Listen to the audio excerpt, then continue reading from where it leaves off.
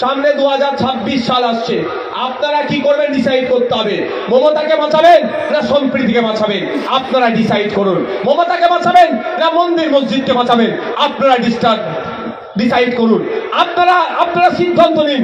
মমতা ব্যানার্জিকে রাজনৈতিকভাবে বাঁচাবেন না শ্মশান কবরস্থানের জায়গাটাকে বাঁচাবেন, আপনারা সিদ্ধান্ত নিন। মমতা ব্যানার্জিকে রাজনৈতিকভাবে ক্ষমতায় রাখবেন না বাংলার যে আমাদের যে ঐতিহ্য, যে কালচার, সেটাকে বাঁচাবেন, আপনাদের হাতে নির্ভর করছে। আপনি যদি মনে করেন মমতা ব্যানার্জি রাজনীতিকে বাঁচাবেন, তাহলে আপনার সাথে আমার রাজনৈতিক লড়াই লাগিয়ে দূরে করে দিচ্ছে। কদিন আগে মুর্শিদাবাদী হয়েছিল, বহরমপুরে কালী মন্দির ভাঙচুর করেছিল না, কে ধরা পড়েছে? দেখুন বিজেপির নেতা।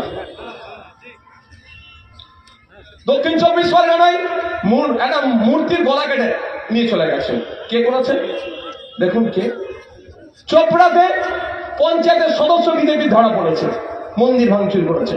তাহলে আমাদের মাথায় রাখতে হবে কি, বাংলার সম্প্রীতিকে বাঁচাতে হবে, বাংলার ঐক্যকে বাঁচাতে হবে, বাংলার মসজিদ মন্দিরকে বাঁচাতে হবে, বাংলার কবরস্থান শ্মশানের জায়গাকে বাঁচাতে হবে, বাংলার প্রতিটা নাগরিকের অধিকারকে বাঁচাতে হবে। যদি বাংলার প্রতিটা নাগরিকের অধিকারকে আপনি বাঁচাতে চান, তাহলে 2026 সালে বাংলায় নতুন সূর্য তৈরি আনতে হবে। যেই সূর্যতে কি হবে, মানুষ নারী তার অধিকার পাবে, হিন্দু মুসলিম জৈন খ্রিস্টান তার অধিকার পাবে, মানুষ তার অধিকার পাবে, সরকারি কর্মচারীরা তাদের হকের দিয়ে পাবে, পুলিশ 8 ঘন্টার বেশি ডিউটি করবে না।